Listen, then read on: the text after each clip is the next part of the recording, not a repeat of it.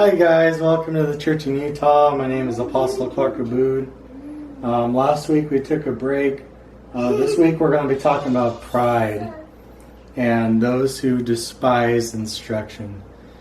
Now, let me start off by reading this passage to give us a definition of the proud person. Proverbs 21 verse 24. Proud and haughty scorner is his name, who dealeth in proud wrath. So a proud man is someone who is haughty, who is a scorner, and also someone who is a fool, according to Proverbs. So today I want to talk about pride and some of the false doctrines that go along with it, and we're going to be looking at the dangers of it from real life examples. I want to use the Mormon church or the LDS church as an example and relate it to how we could possibly fall victim to that. Now, those who are proud will hate you if you help them, aka if you disagree with them. Those who are proud will act foolishly as well. Proverbs chapter 9 verse 8 reads, Reprove not a scorner, lest he hate thee. Rebuke a wise man, and he will love thee.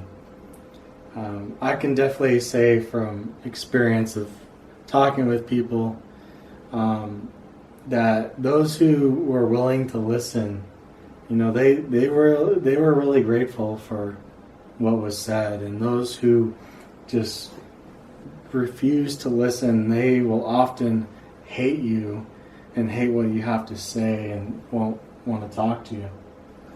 Proverbs chapter 12 verse 1. Whosoever loveth instruction loveth, and whoever loveth instruction loveth knowledge, but he that hateth reproof is brutish. And Proverbs chapter 1 verse 7. The fear of the Lord is the beginning of knowledge, but fools despise wisdom and instruction. So from these passages, we see those who are proud will despise you. We see an example of this from those among our community where they say, you're anti-Mormon. If you disagree with me, you must hate me. And they will despise anyone who tries to help them and give them correction. So we should just share our faith and instead in the fear of God for those who are proud. We're not going to argue our way with these people because they're just going to hate us. And within our own lives, we need to be willing to take instruction and remember the fear of God. The fear of God is not just respect, it is actual fear for Him. That we need to be evaluating ourselves whether we are walking by the Spirit and that we're safe in His arms.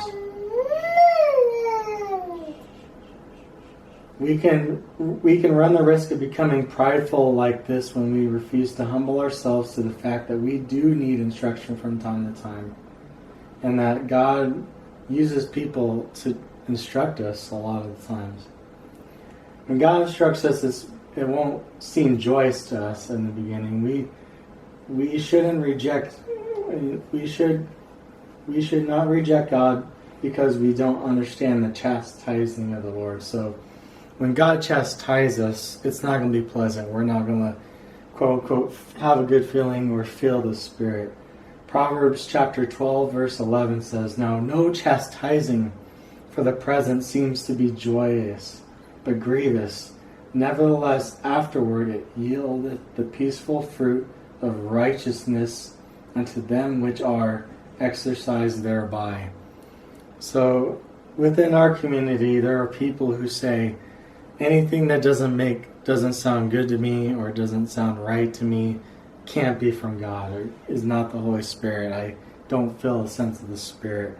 And Hebrews 12 tells us that no chastising of God ever feels joyful at the moment.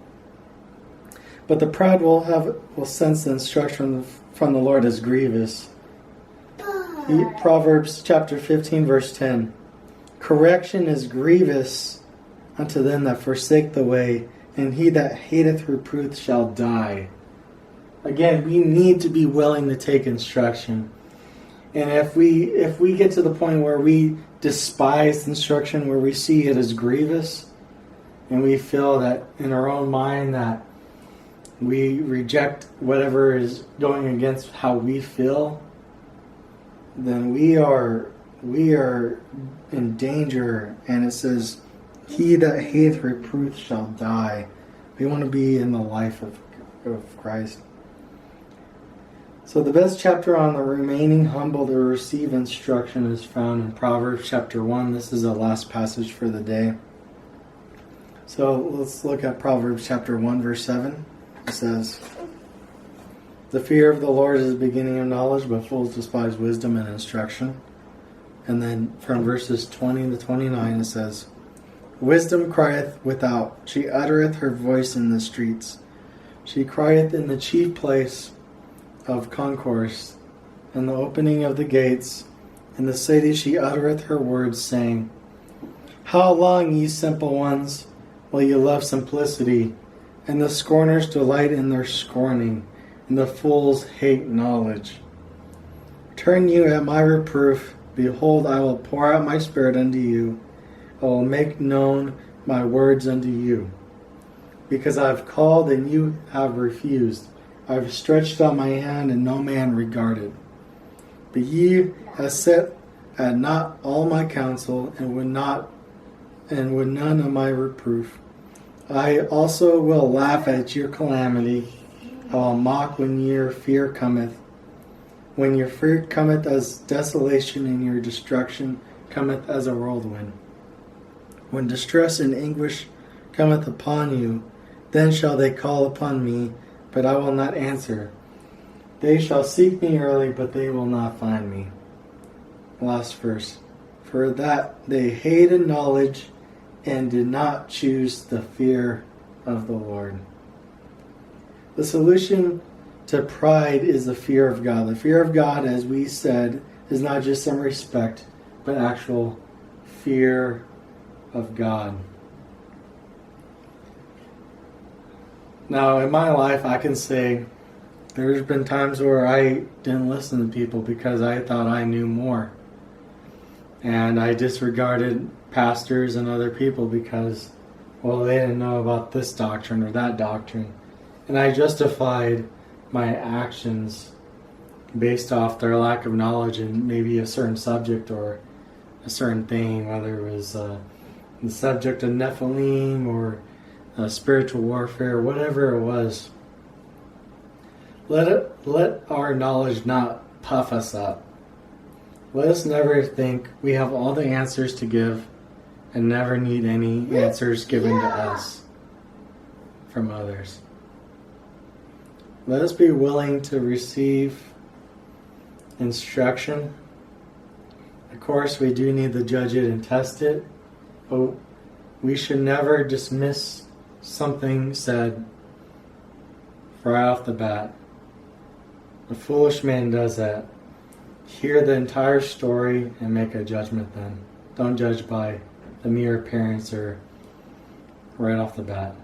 With that being said, I encourage all of us to be willing to take instruction and examine our lives, whether we are proud,